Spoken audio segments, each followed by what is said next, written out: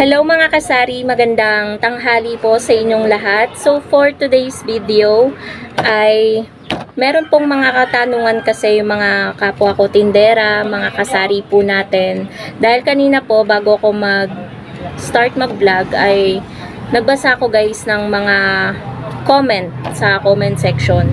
So ang nabasa ko doon is mga katanungan kung paano daw sila magkakaroon ng ahente na JTI and kung paano daw sila magkakaahente ng soft drinks. So hindi ko po kayo dyan totally matutulungan dahil bawat lugar po kasi mga kasari ay may kanya-kanya po tayong kumbaga ahente. Hindi naman po porket kunwari taga ano po kayo, taga Jensan, ganyan.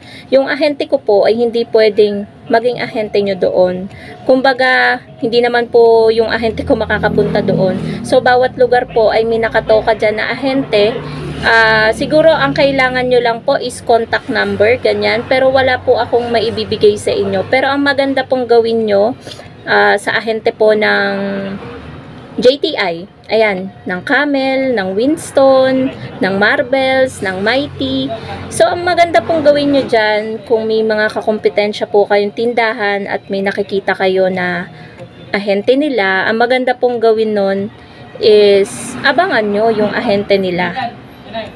Or kaya magpaalam kayo doon sa kapwa nyo tindera kung pwedeng padaanin din sa inyong tindahan para magkaroon po kayo ng ahente. Kasi ang laking tulong po talaga kapag may ahente, lalo na kapag may mga pa-promo or freebies, ganyan. Madalas kasi ako guys nagkakaroon yan. Ang napakalaking tulong yan. Yung mga pa-freebies na pa isa-isang kaha, pag naibenta nyo yon, sa inyo na yon, income nyo na yon, mga kasari, dagdag income na sa inyo. Tapos, sa ahente naman po ng soft drinks, yan, bawat lugar din po, may kanya-kanya din po tayo ng ahente. Yung ahente ko po dito ay nagdi-distribute po yun ng mga Coke products, yan. Mga, ano ba tawag doon? Basta mga Coca-Cola ganon, is mga kasari, taga dito lang. Buong Amadeo, inaanuhan nila. Pero ewan ko kung nakakapunta pa sila sa ibang lugar. So, ang magandang gawin nyo lang din po, mag-abang-abang na lang po kayo sa lugar nyo ng ahente. Ganyan, abangan nyo na lang po. Tapos, makiusap kayo, tanungin nyo yung presyo, makiusap kayo kung pwede kayong babaan. And syempre, sa una, lalo sa soft drinks, yung mga debote, mga kasalo, ganyan, 8 ounce, ganyan, mamumuhunan talaga kayo doon sa shell at sa bote. Sa una talaga, halos wala kayong tutubuin, pero sa second na pamimili nyo, doon na talaga kayo kikita. Kasi sa una, mamumuhunan talaga kayo mga kasari ng bote. So, ano nga ba ang naitutulong ng ating mga ahente? Sobrang laki mga kasari ng naitutulong ng mga ahente sa aking tindahan. Una na sa lahat, yung ahente natin sa mga Unilever products. Yung ahente ko talaga guys, ang Berasa, yung nagdadala dito, is sa kanila talaga ako kumukuha ng mga Unilever products. Hindi lang mga fabric conditioner, sabon, pati na rin yung mga Nor Cubes, sinigang mix, mga ladies choice, ganyan. Sa kanila ko yan ino-order. Sa kanila lang talaga kasi medyo mababa yung presyo sa kanila. Unlike sa ibang mga pamilihan na medyo malaki ang patong. Sa ahente kasi guys, makukuha nyo ng medyo mababa. Wait lang guys. May tao lang dito kanina. Tapos, ano pa ba mga ahente ko dito? JTI, yan. Napakalaking tulong din ng JTI dahil nga bukod sa pa-credit nila, yung 2 weeks na aantayin natin yung pera, pwede pa nating magamit yung benta natin sa sigarilyo. So, ang laking tulong din ng ahente natin kasi minsan may mga pa-promo or pa-freebies din sila. Tulad nitong libreng papintura, 'di ba? Opportunity na yan sa mga sari-sari store owner na hindi kayang magpapintura dahil sobrang pricey na mga pintura ngayon. So, ito ay project nila, libreng papintura, may budget yan kada store. Nasa 20 to 25,000 yung budget nila dito sa kada tindahan na mapipinturahan nila basta napasali ka at na-approve. So, sa kanila din galing guys yung patungan natin ng mga sigarilyo, yung organizer natin. So, ayun guys, yung kagandahan na meron tayong ahente. Ang hirap kasi mga kasari ng walang ahente, kaya naintindihan ko yung mga nagtatanong sa comment section kung paano magkaroon ng ahente ng soft drinks, ng ahente ng JTI, kasi nga napakahirap ng walang ahente.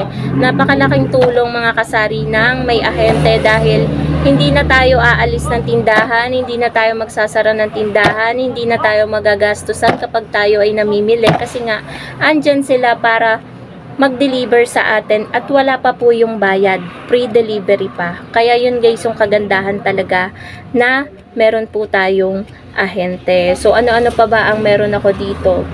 Ahente ko ng mga Cobra, ng Max Glow, 'di ba, ng Sting, ng diaper. Sa kanila ako umu-order niyan ng mga pang-ahit, efficacent oil, acetate manzanilla, may mga ahente din po ako niyan. Ahente ko ng mantika, 'di ba? Ng asukal, ng mga gamis. Sobrang importante mga kasari ng ating mga ahente. Lalo na kung wala tayong sariling sasakyan, mga 4 wheels, ganyan. So, ang hirap mamili lalo na kapag mabibigat, mga soft drinks, sigarilyo. Hindi pala mabigat sigarilyo. Yung mantika, yan yung ibig ko sabihin, mantika, ang bigat niyan, mga soft drinks, alak, 'di ba? So, sa alak, may ahente din po ako niyan. Tuwing Monday po sila dumadating. Every Monday, weekly. So, ahente ko po ng Red Horse at ng Grande. So, napakalaking tulong po ng ating mga ahente. Lalo na kapag may mga defect sa delivery. Pinapalitan po nila yan mga kasari. Basta ipakita mo lang sa kanila na sa kanila galing yung produkto at wala ka namang ibang ahente, sasabihin mong ganyan. So, super duper, ang laki na naitulong ng mga ahente dito sa aking tindahan. Kasi kung wala akong ahente dito, hindi ko kakayanin guys yung pamimili ng lahat ng mga paninda ko dito. So, yun guys. Ang laki talaga din na naitulong. Sobrang paulit-ulit na ako, pero super duper talaga yung help na naibigay ng ating mga ahente.